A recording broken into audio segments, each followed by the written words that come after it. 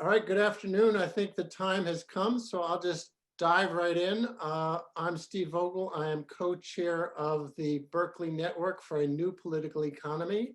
This is our grand finale event for the fall, and I think we've got a great one for you. My colleague Amy Lerman is going to introduce our speaker, but I just wanted to briefly introduce her. She is a professor at the Goldman School of Public Policy. An expert on all things about American politics and policy. So we're looking forward to her comments as well as those of Bob Reich. But in any case, she's going to be our master of ceremonies for today. So I'm going to hand over the virtual mic to her, and she'll take it from there. Thanks so much. I love being introduced as a master of all things. So a couple of housekeeping points. We're gonna hear from Professor Reich, and then I ask that you hold your questions till the end. If you'd like to ask a question, please note your interest in the chat. You don't have to type the whole question, just say I have a question. That way I can call on you during the Q&A, and then you can unmute yourself and ask your question. I do ask that you please keep yourself muted unless or until we call on you, so that we don't have background noise that makes it hard for everyone to hear. We are recording today, so if you're not comfortable asking your question on the recording, feel free to put your full question in the chat, and I'm happy to read it for you. With that, it's my extraordinary pleasure to introduce my fabulous colleague, Professor Bob Reich. Bob Reich is currently Professor of Public Policy at the Goldman School of Public Policy at the University of California, Berkeley. Received his BA from Dartmouth, which I did not know until I looked you up. And his MA from Oxford, where he was a Rhodes Scholar, and a JD from Yale Law School. He served in both the Ford and Carter administrations, and then most famously, I think, as Secretary of Labor under President Bill Clinton from 1993 to 1997. And in 2008, Time magazine named him one of the 10 most successful cabinet secretaries of the century. He's written really countless articles, both for academic audiences and for the public, and a whopping 18 books, including most recently national bestsellers like The Common Good and Saving Capitalism. His work has been translated into over 22 languages, and in addition to his intellectual work, he's a co-founder of Inequality Media, which serves as a sort of a site for public intellectualism that distributes the fantastic work that he does to a broader audience. As part of that work, he's co-creator of the 2017 documentary Saving Capitalism and the 2013 film Inequality for All. Saving Capitalism was nominated for an Emmy, and Inequality for All was nominated for a special jury prize at the Sundance Film Festival. And they are fantastic films if you have not seen them. When we were chatting before this introduction, Professor Vogel was saying that one of the primary goals of the Network for a New Political Economy is to break down barriers between disciplines. And I can't think of anybody better than Bob Reich to do this. He's had a remarkable career, not only in the number, but in also the diversity of his accomplishments. He's an economic advisor, an author, a professor, a filmmaker, a public intellectual, and a political commentator. And notably, he's also a phenomenal colleague. For someone with the accomplishments he has, he's a mentor to faculty and to students within the Goldman School. He even listened to me complain once about my 6-year-old son's hamsters. And gave quite sage advice, as I recall. Something along the lines of, don't worry, nobody can keep hamsters alive. He's an incredibly creative thinker too, and in the spirit of breaking down barriers between disciplines, I think one of the things that is really extraordinary about his work is he brings together research across different disciplines, and then has something that each of the disciplines can really bring back to the work that it does. So political science has been very focused in on the lack of mass representation, on money and politics. Economics has focused on growing inequality, increasing concentration of wealth. And Bob's work really ties these together in incredibly important ways, showing us that there's really no free market, but instead political power and economic power are mutually reinforcing and work together to serve the interests of the few and not the many.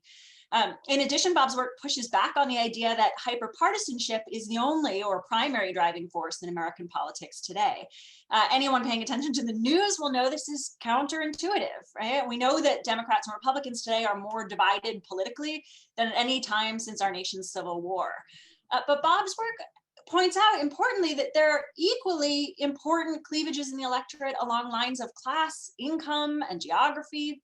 And then neither party, neither Democrats nor Republicans, has been sufficiently attentive to the needs and concerns of working class Americans. And I think this really helps explain so much of the distrust of government, the civic disengagement, and the interpartisan hostility we've seen in recent years.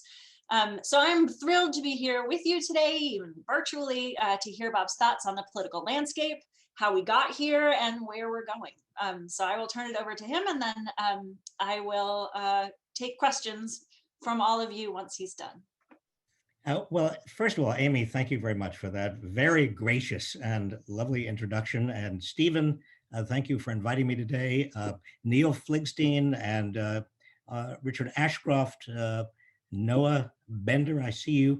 Thank you all for helping out. And also the Berkeley Network for a New Political Economy. The idea that we are in the social sciences really all part of the same soup, and that the soup gets richer and richer, and there is more and more to talk about that relates one of our disciplines to another one of our disciplines. I'm going to talk today about something that I guess it was a month ago, Stephen, when you contacted me, or it was 6 weeks ago, what would be a good topic? And I said, well, an election is coming up. There is extraordinary fierce partisanship, and maybe we should talk about what many people had predicted would be a kind of a violent response, whether Joe Biden or else Donald Trump was elected. Now, it has not yet turned to violence, obviously, but there are some troubling aspects to this. Sunday, Trump lawyer Don DeGenova, he is one of Trump's lawyers. He said publicly that Chris Krebs, who is at the Department of Homeland Security in charge of cybersecurity, who came out very publicly and said that this is the most secure election that he knows of historically. In response to that, Giovanni, I think that's how you pronounce it, said that Krebs should be shot. That's a direct quote. Coming on top of other quotes. I mean, Steve Bannon 3 weeks ago said that FBI Director Chris Wray and Anthony Fauci of the CDC, they should be beheaded.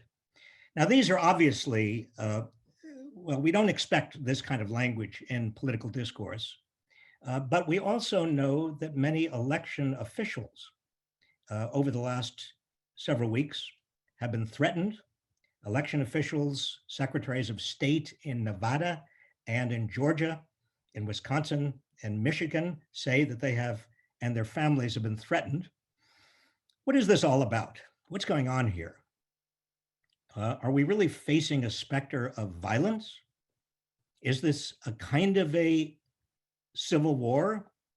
Even if it doesn't break out into violence, 72 million Americans voted for Donald Trump. And according to polls, now we don't know to what extent polls can ever be really believed anymore, but according to polls, a large portion of these people feel like the election was stolen from Donald Trump. These people are not going away. Donald Trump may have to leave the White House, but these people are going to be around. They're part of our electorate. They are Americans. They live among us. But if they feel so distrusting already of what happened, how are we going to get along with them? How is the Biden administration going to be able to manage them? What's going to happen with regard to Mitch McConnell and the Republicans? They've not said anything about Trump's escapades since Election Day. Are they going to come around eventually and collaborate or cooperate? Well, I invite your questions on all of these things, but I want to give you some background. And I want to, in a sense, talk about something that I've seen increasing over the last 30 years. And certainly when I was Secretary of Labor in the 25 years ago, I became very, very aware of it. And maybe the best way to begin is with some slides, which at least provide us with common groundwork. You probably have seen this slide before. This shows the relationship. It's a time series. It starts in 1948, and it shows what has happened to productivity and hourly compensation leading up to 2020. You can see that productivity continues to grow, and that is a pretty good proxy for economic growth. You add in population growth, and you get an economy that, although there have been dips and ups and downs, has grown steadily. Hourly compensation. This is an interesting figure because hourly compensation starting in the mid 1970s, you can see has only slightly turned upward, and that includes benefits. If I didn't include benefits in that hourly compensation, what you'd actually see is something closer to this. This is hourly wages without the benefits in constant 2018 dollars. And you see that since 1964, there's almost been no change at all, adjusted for inflation, for hourly wages. Now, hourly wages, make sure we're all together on this, refer to that portion of the workforce that is paid an hourly wage. These are people who are about 2/3 of the workforce. These are production and non-supervisory workers. These production and non-supervisory workers, generally speaking, do not have college degrees. They used to be, many of them, about 30–40% of them in unions. Now, in the private sector, a very, very small number of them are in unions. We can get into that if you'd like. I just want to give this all as some background, because the question then is, well, what's happened if you've had this huge increase in productivity, huge increase in economic growth over the past 4 decades, and you've had stagnant wages for the hourly workers who comprise 2/3 of the workforce? Where did all the money go? You can see Piketty and Say's have shown this. Their research has been really extraordinarily important in all of this debate. But you can see this kind of suspension bridge, where the top 1% before taxes, well, they were up about 21% in 1924 of the total income, the total national income, and they had come back pretty close to that. The latest data suggests that they are absolutely right back to where they were in the 1920s. If you look at wealth, you see a similar suspension bridge. That's no accident, because obviously wealth is a stock rather than a flow. And if you have huge income going to the top, you eventually are going to see the same pattern with regard to wealth. The top is extraordinarily wealthy. People in the bottom 90% don't have much, if any, wealth. If you're in the bottom 60%, you don't have any wealth to speak of. As many of you know, the richest 1% has about half of the value of all American shares of the stock market. And the top 90% has about 92% of all of the wealth in Americans' hands in terms of the stock market. But this gets to the question that really I want to talk about today, which is, what's the relationship between all of this and what we are seeing politically? What is the relationship between this long-term trend towards stagnant wages of the bottom 2/3, in some senses the bottom 90%, and everything else we're seeing in terms of anger, threats of violence, a notion of a civil war, 2 different kinds of America, 2 Americas that are very much pitched against each other? Well, keep that suspension bridge that I showed you a moment ago in mind, because I want to show you a different suspension bridge. And this is the income share and polarization of politics in the House of Representatives. And what you're going to see here is remarkably similar to the actual top 1% income share, or we could go to the wealth share as well. What you see is that, and this measures the extent to which one party in the House really is not willing to vote with the other party. In fact, as you see around here in the late 40s, 50s, and 60s, there was a lot of comity between the two parties. They were willing to vote together on many, many issues.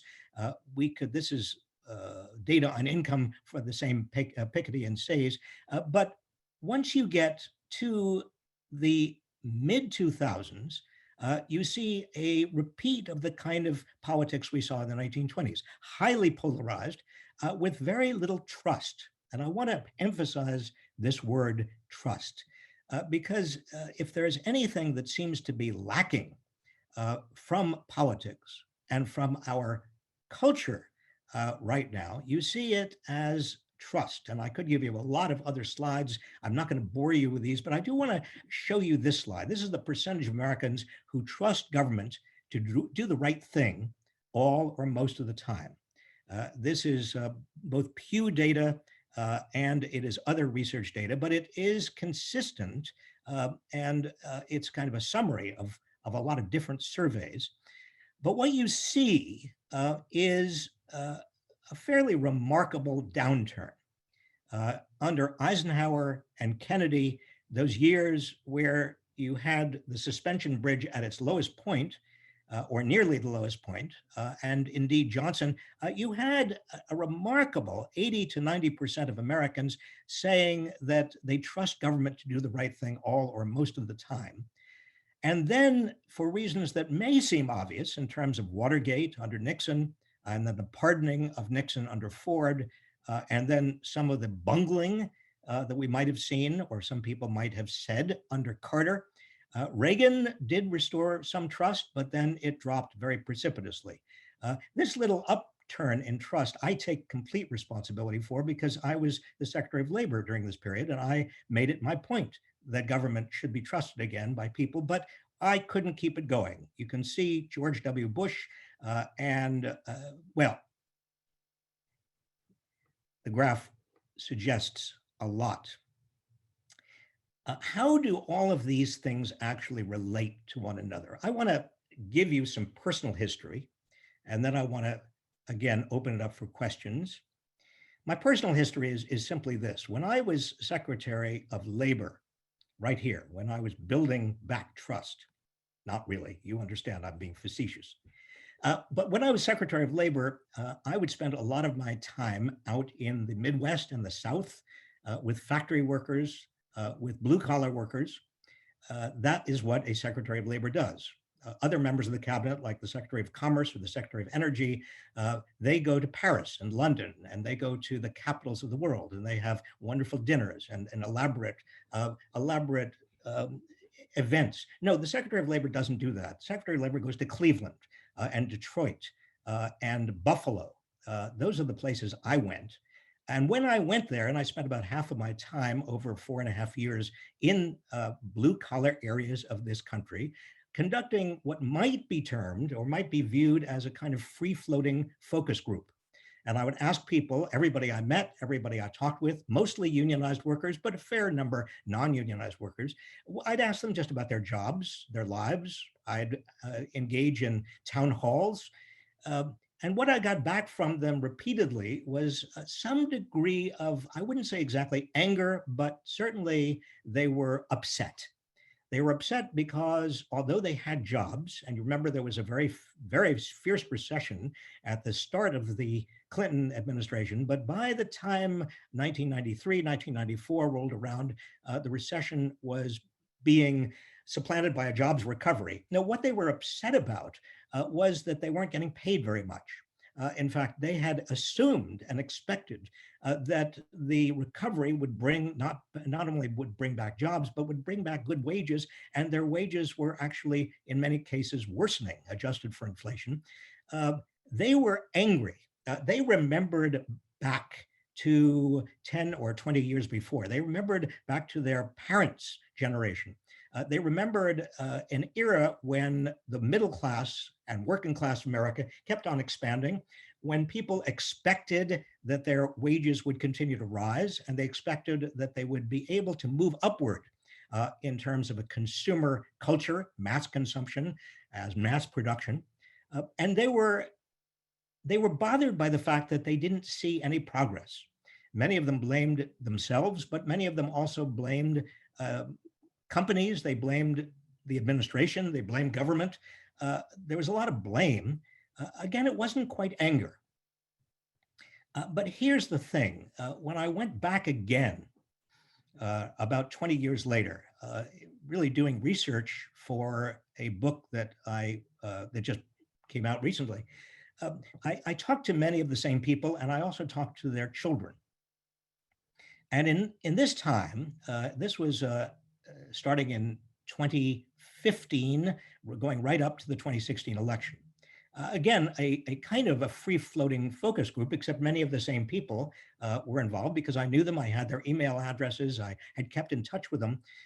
And this time I picked up something different. They were not only confused, they were angry. They were really angry. They were angry about the fact that they were perceived to be on a downward escalator. They were angry because over the past 20 or 30 years for them, they had not seen any gains. They were angry because they had used a variety of coping mechanisms to maintain what they thought to be appropriate standards of living. And those coping mechanisms had all been exhausted. The first coping mechanism starting in the late 70s was that wives and mothers had gone into paid work.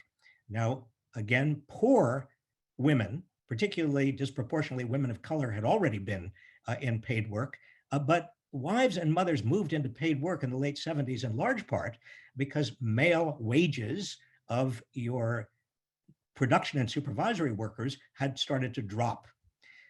And that was the first coping mechanism. And that had not really done very much for family incomes. It had done some, but then they had moved to a second coping mechanism. And I noticed this by the time I was labor secretary. That second mechanism was that everybody worked longer hours. They put in huge number of hours. In fact, by the mid-1990s, Americans were putting in more hours at work than even the extraordinarily workaholic Japanese. There was no nation, no modern nation that was putting in more hours of work by the mid-1990s. And yet this also did not raise their standard of living substantially. And then they turned to a third coping mechanism after I was Secretary of Labor, but before I went back to do my second round of informal free-floating focus groups.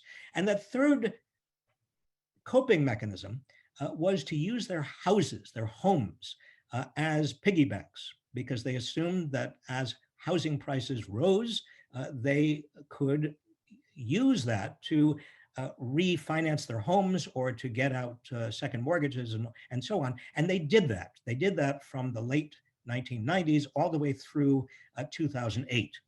And then everything exploded. The last coping mechanism was exhausted.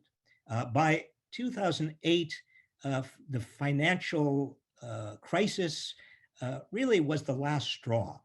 And in 2015, when I was doing this round of my second round, if you will, of focus group discussions with these working class people in the Rust Belt and in the South, also North Carolina, in Missouri, why they were so angry. They kept on telling me that the game was rigged. When I first heard that phrase, the game is rigged, I didn't know quite what they were meaning. I probed them. In almost every discussion I had, I got the same response. They referred to the Wall Street bailout. They said the banks got bailed out, but we didn't. We either lost our jobs, our homes, our savings, and how can it be that the banks got bailed out? And also, how can it be that we're still barely earning enough? We're not making any progress. There must be something else going on.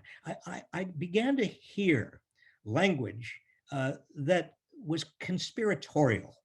And I had heard a little bit of this in the mid-1990s. I mean, I remember Ross Perot ran against Bill Clinton and George H.W. Bush in 1992 on a little bit of a populist platform. And then Pat Buchanan, I remember in 1996, had run on a populist kind of presidential quixotic platform. But it wasn't until 2015 that I began to hear people say, when I asked them, which presidential candidates for 2016 are you most interested in? They began to tell me that there were two people they were particularly interested in. One's name was Bernie Sanders. The other was Donald Trump. And I remember when I first heard this being a little bit, well, mystified, because I had never really considered Bernie Sanders and Donald Trump in the same sentence, let alone coming out of the mouths of the same people.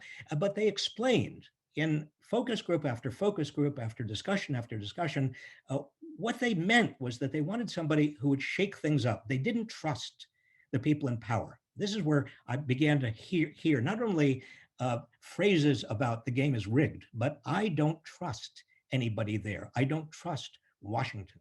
I don't trust that they're there for me. They're there for them. Now, the them was sometimes Black people.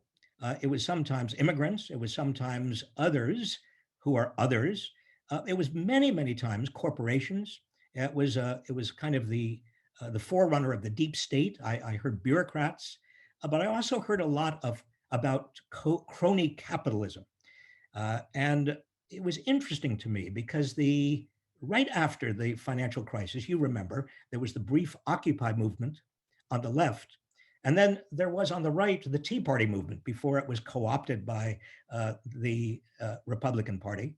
And both those movements, the so-called Occupy movement and the Tea Party movement, both talked a lot about crony capitalism. They talked about corporate welfare.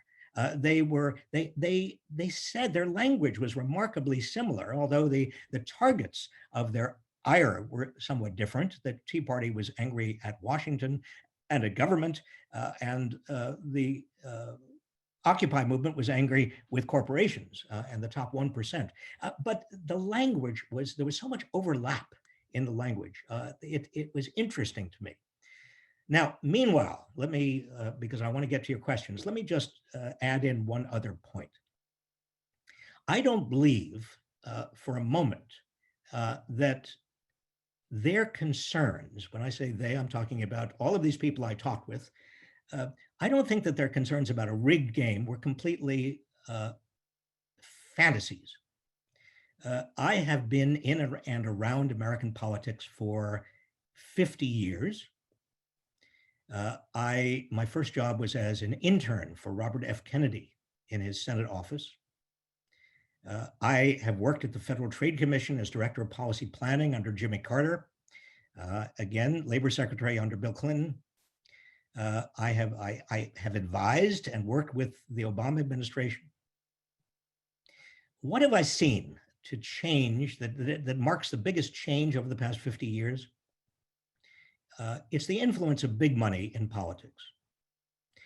It's the influence of large corporations and some wealthy people and financial institutions on the actual rules of the game in terms of the market. Now, I've had one-on-one conversations with a number of you about this over the years, but let me just truncate this particular theme by saying that the free market versus government framework was never terribly useful, I didn't think.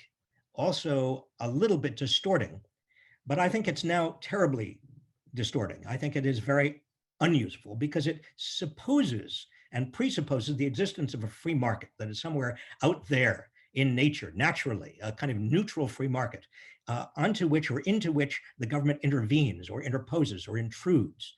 And we have this very elaborate microeconomic language about externalities and internalizing externalities and what government rules ought to be doing or when intervention is appropriate, when intervention is not. Well, I think that may lead us to assume incorrectly that the rules of the game are somehow made by neutral forces. They are not.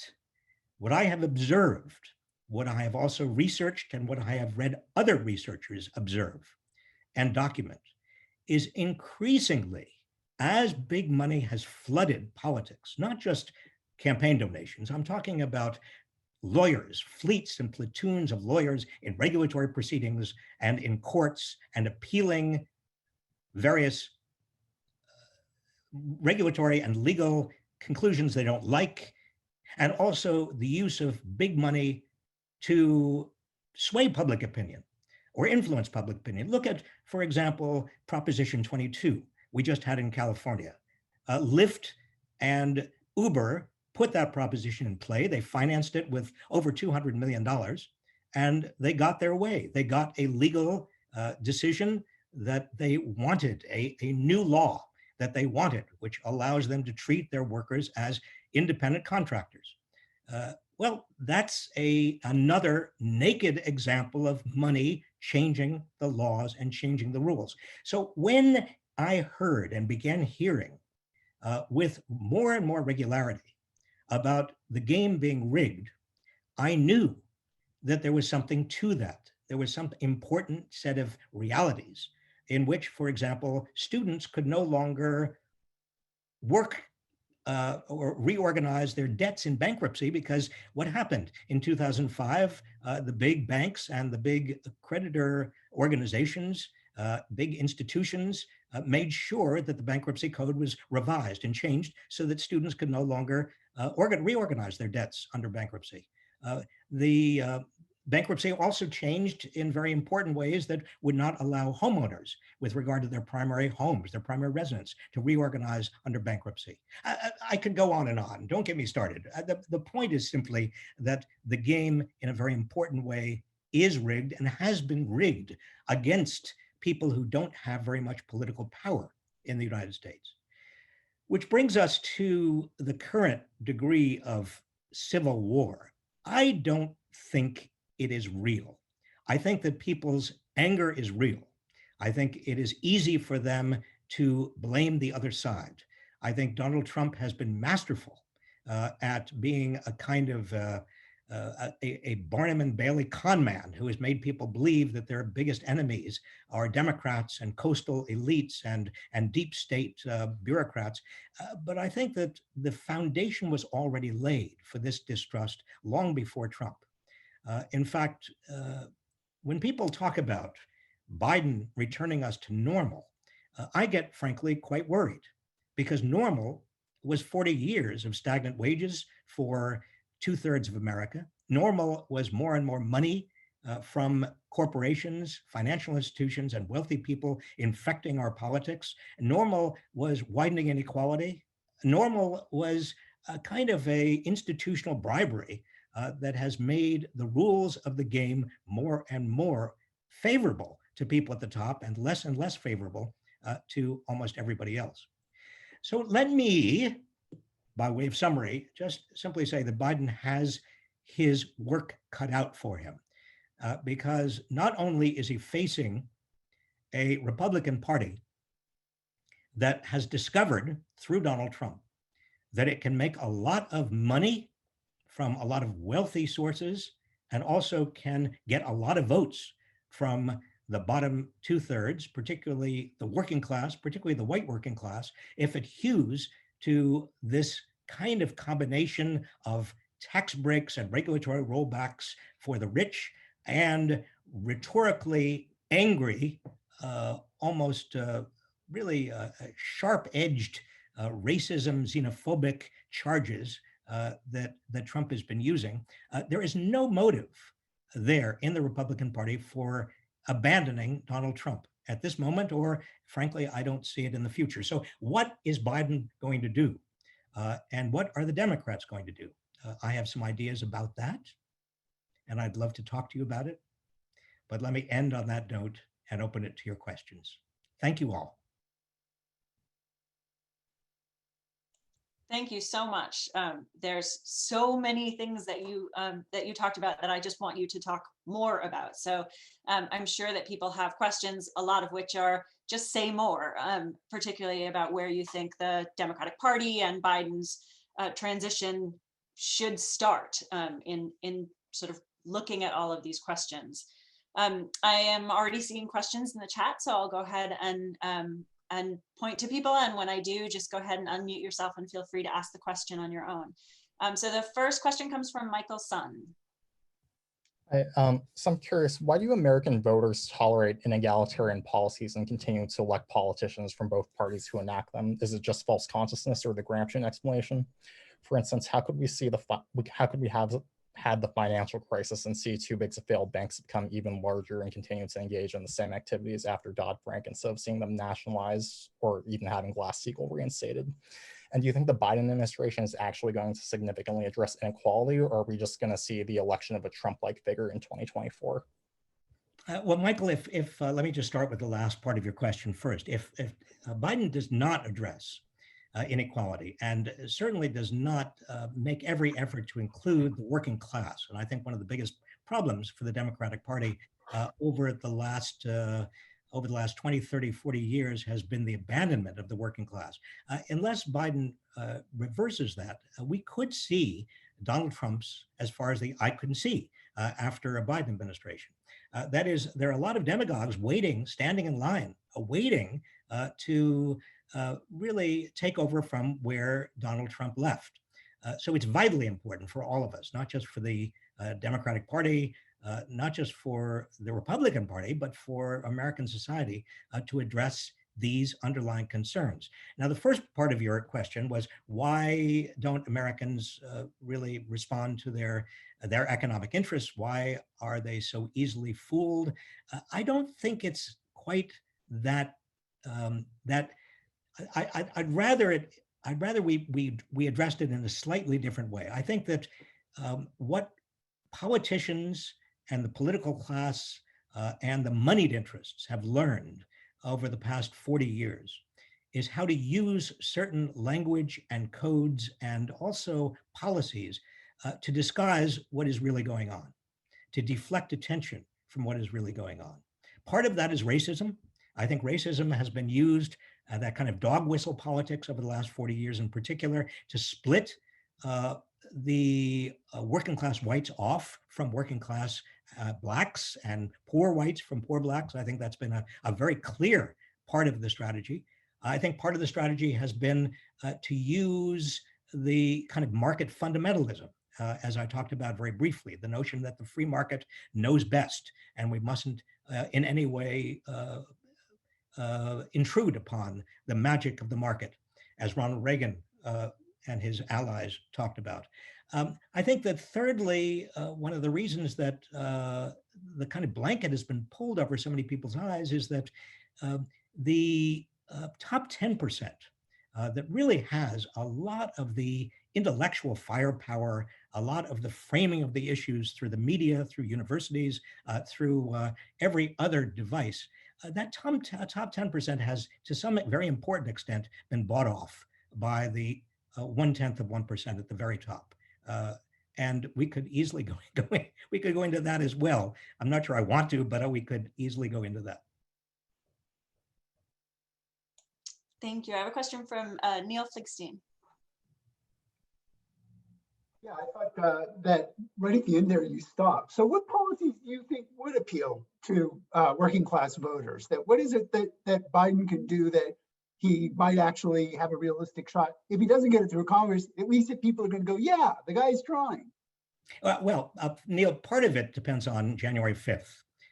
Obviously, if those two elections in Georgia, those runoffs, go toward the Democrats and the Democrats get 50 votes and Kamala Harris can be the deciding vote in the Senate, well, of course, it's a different future for Joe Biden and a different future for the Biden administration overall. But let's assume for the sake of the argument that that's not going to happen. And let's assume for the sake of the argument that the Republicans stay in control of the Senate. What could Joe Biden do to show the bottom 2/3 that he was really on their side, besides rhetoric? Now, don't minimize the importance of rhetoric. I mean, if Donald Trump was anything, he was a rhetorician, and he used every rhetorical device, including outright lies, to convince people that he was on their side. I'm not suggesting that Biden should lie, but I think Joe Biden does need to talk about stagnant wages, widening inequality, corruption, all of these themes, and make them his own. I mean, he's not going to become a Bernie Sanders overnight, but I think that he could certainly afford to adopt some of the Elizabeth Warren, Bernie Sanders rhetoric. But beyond that, what else can he do as a practical matter? There are many, many things that can be done through executive order and regulation. I mean, for example, the Labor Department, which I know a lot about, Joe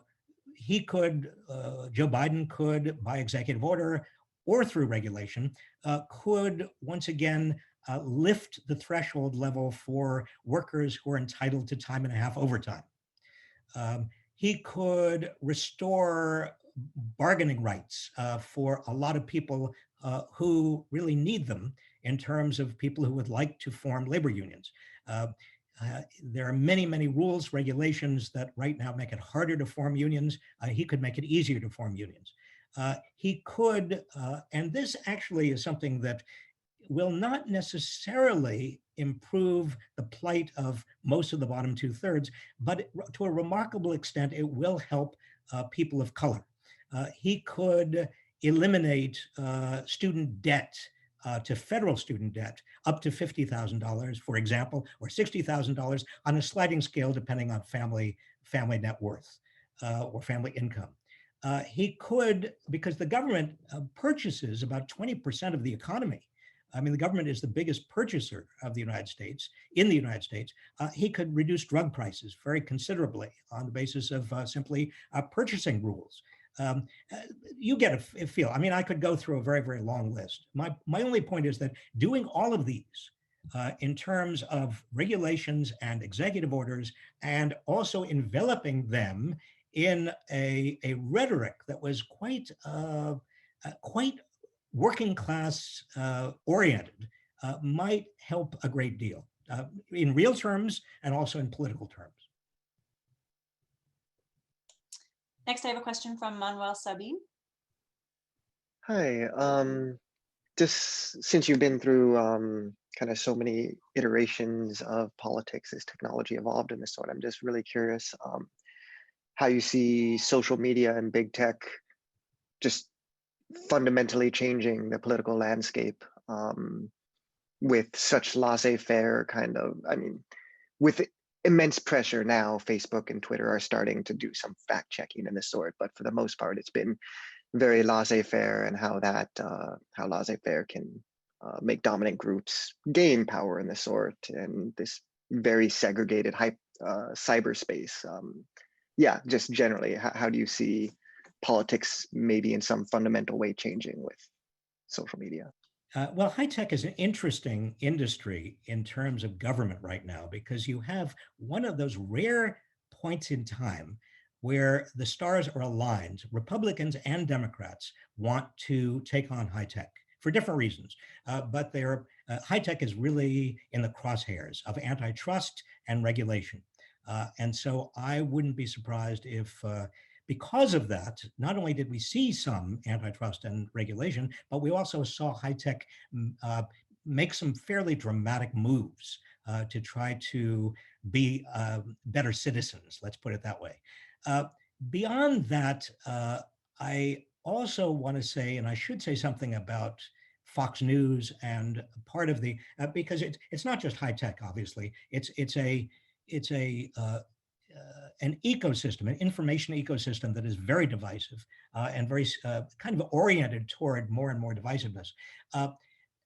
I want to suggest to you that Fox News is a consequence rather than a cause of what we have been seeing.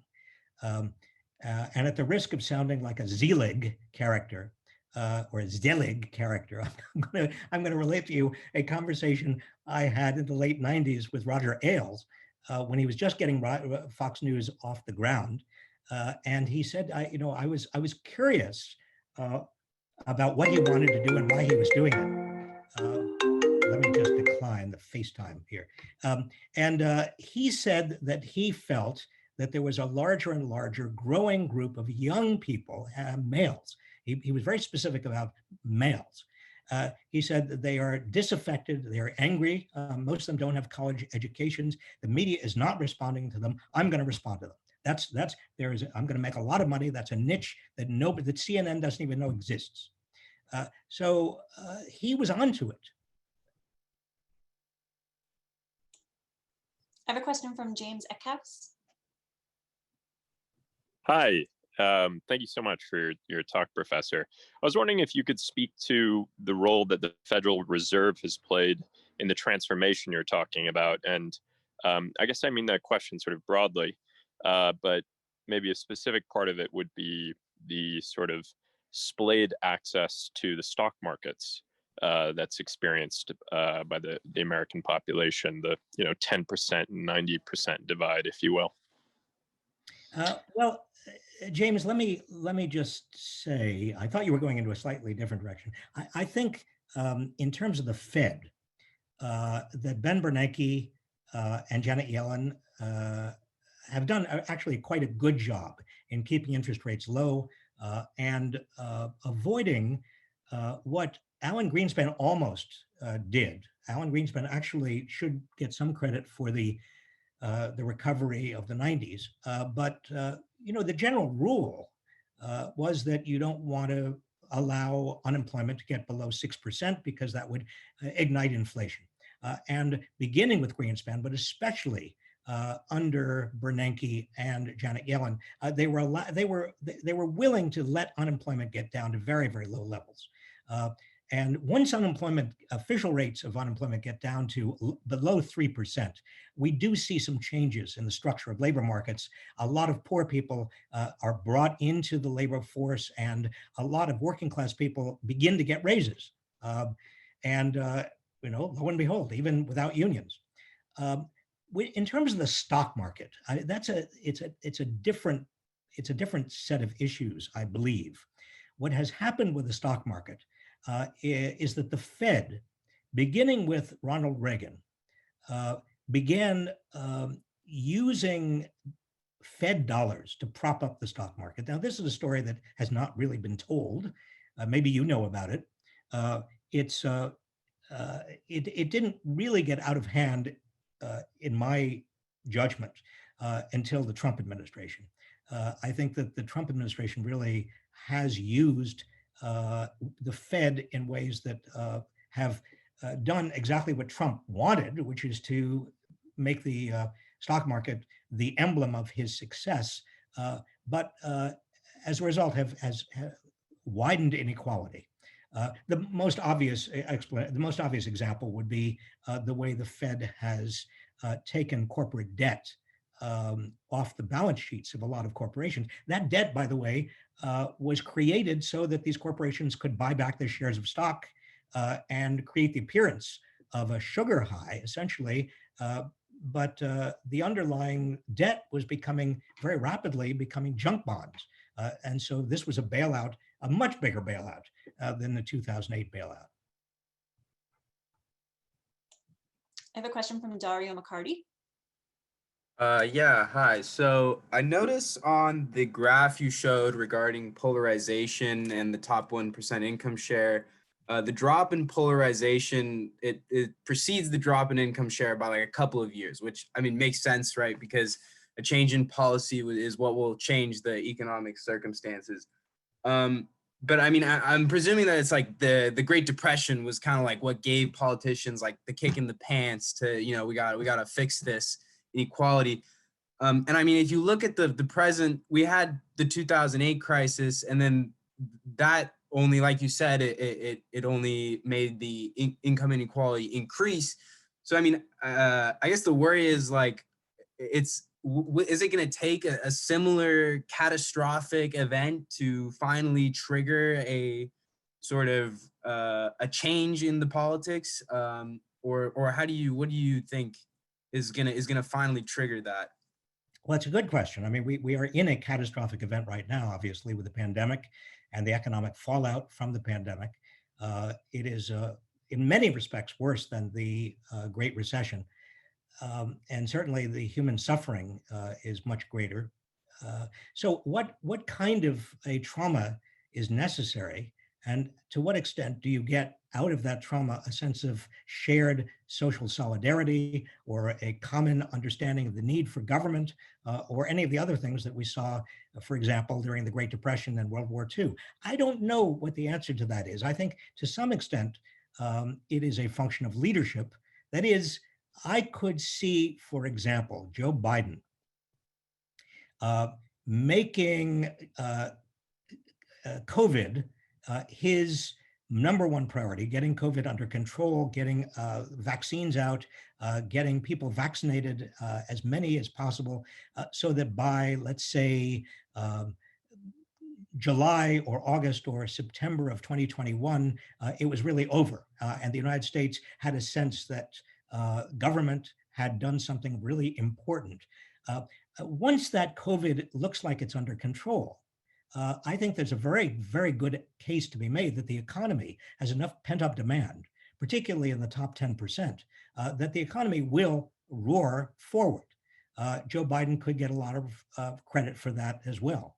In other words, if he plays his cards right, he could be coming into the midterm elections of 2022 with a very strong economy and COVID under control and the wind at his back, in a sense, enabling him to be very bold and to argue that the Republicans should not be in control of the Senate. This is kind of the best version that I can come up with. And enabling him in 2022, 2023 to really do some large and significant things. Now, again, this is back to Neil's question, will he do it? How does he do it? Does he have the political will to do it? Will he be able to summon the political will to do it? I just don't know. I have a question from Jose Avaldanes. Hi there. So I wanted to build on Manuel's question about the role of social media, because I think this is something that is often under-theorized and really understudied, partially because of the way that social media functions is on algorithmic science, right? Which takes people's preferences and sort of previous data to tailor reality to whatever their preferences are. So if you're living in, let's say in the South, right, then your Google search is going to reflect a very different reality from the one from people on the West Coast, right, contingent on previous inputs. So if we think of machine learning as this model that over time gets increasingly accurate as to what your behaviors are going to be, right, there's sort of this increasing polarization, partially, one, as a reflection of existing inequalities, but two, as a result of this algorithmic science that really, I think, preys on people's emotional sensibilities, right? So if you have certain ideological commitments, right, and let's say you lean, right-wing or what have you, you're going to be given suggestions by Google that continuously say, is this fake news? Is this what have you? So I think that in these talks of polarization, there's really a lack of theorization and understudy of the role that technology is playing in polarization, specifically because you can imagine that it's kind of like, you're a hamster sort of spinning this wheel, but the carrot in front of you, it's constantly changing, right? Because the technology is constantly being, it constantly calibrates to whatever your preferences and likes are. And I think that this is something that social scientists, besides like Sophia Noble, who wrote Algorithms of Oppression, have really not thought about.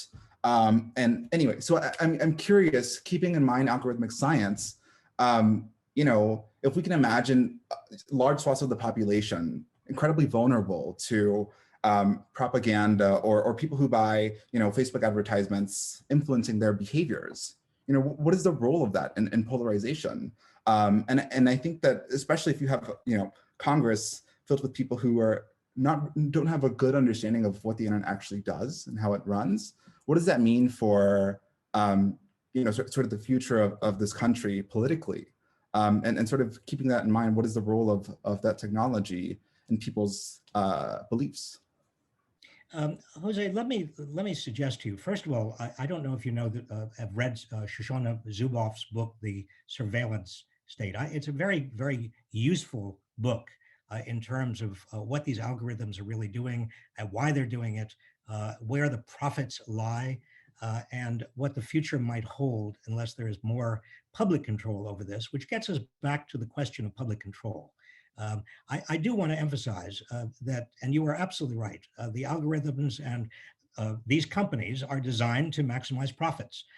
And the way they maximize profits is they have perfected a model in which not only do they get eyeballs and people are more and more kind of mesmerized by these algorithms, but they also, because they do that so well, they are learning more and more about the preferences of these individuals, and that enables advertisers to get directly to these people with exactly the right words and phrases, not only products, but the ways to kind of get under your skin and into your brain.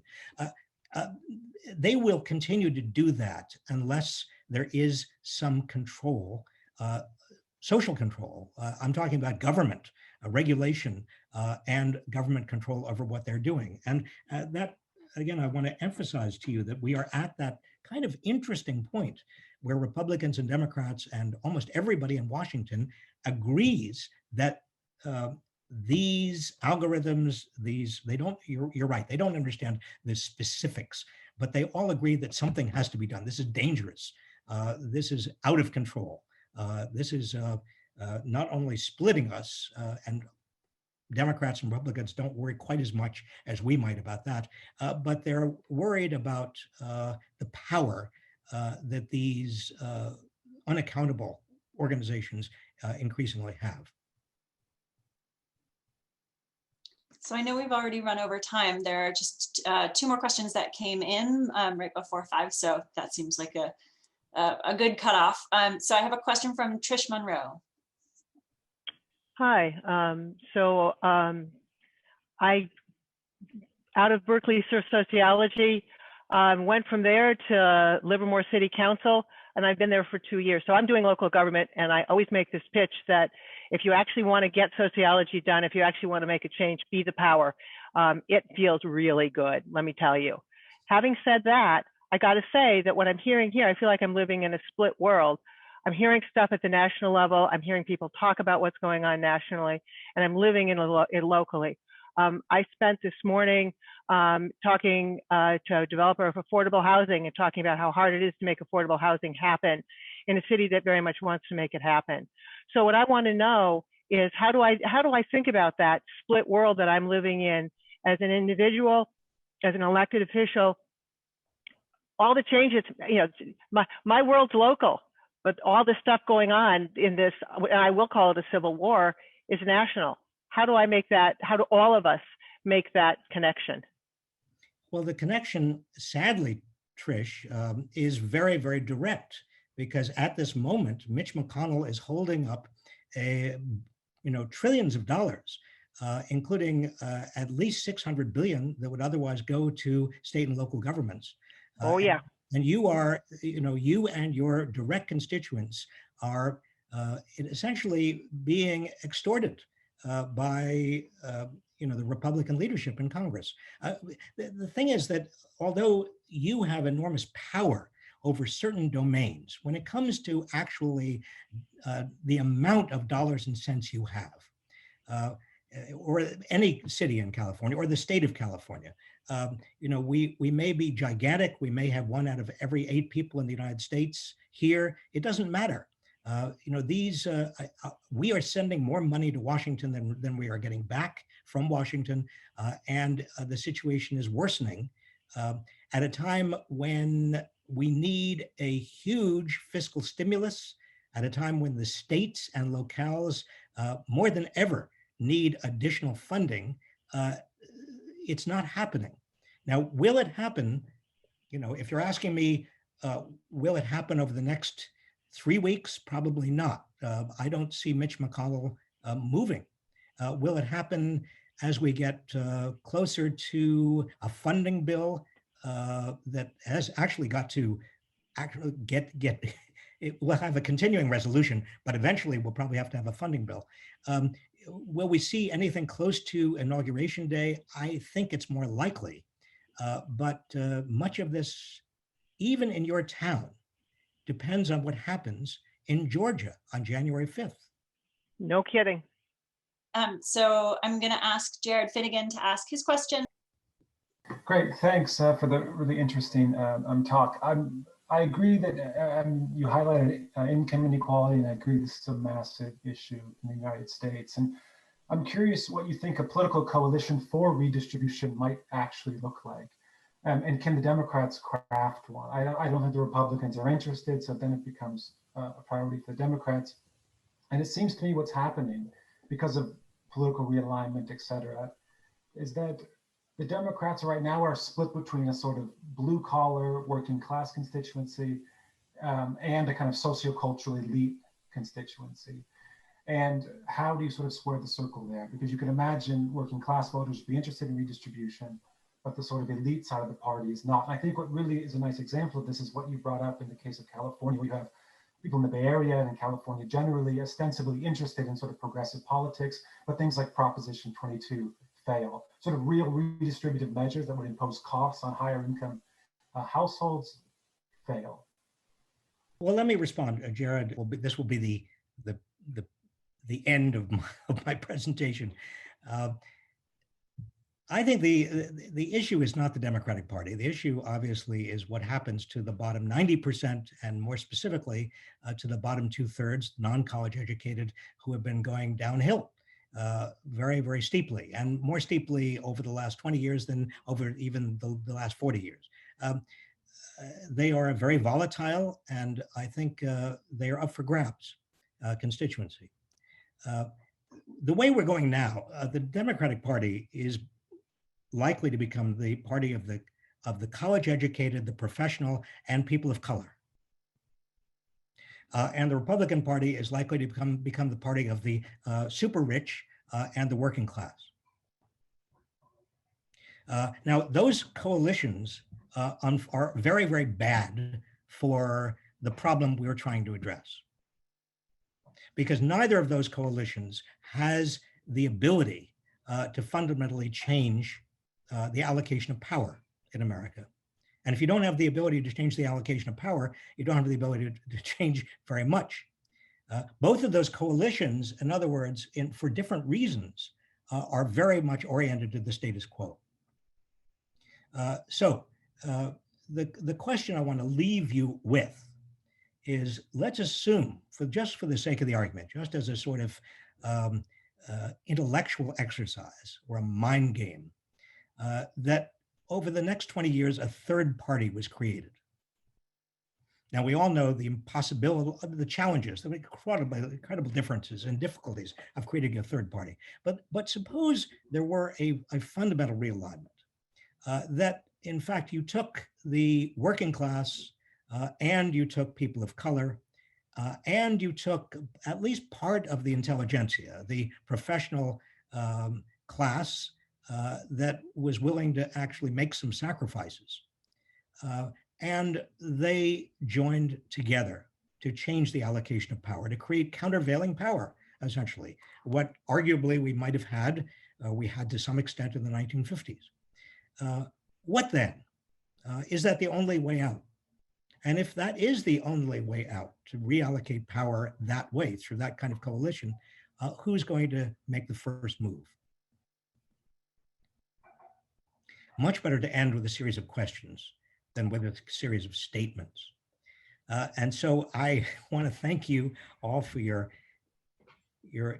willingness to join me tonight. And these issues are going to be with us for many, many, many years.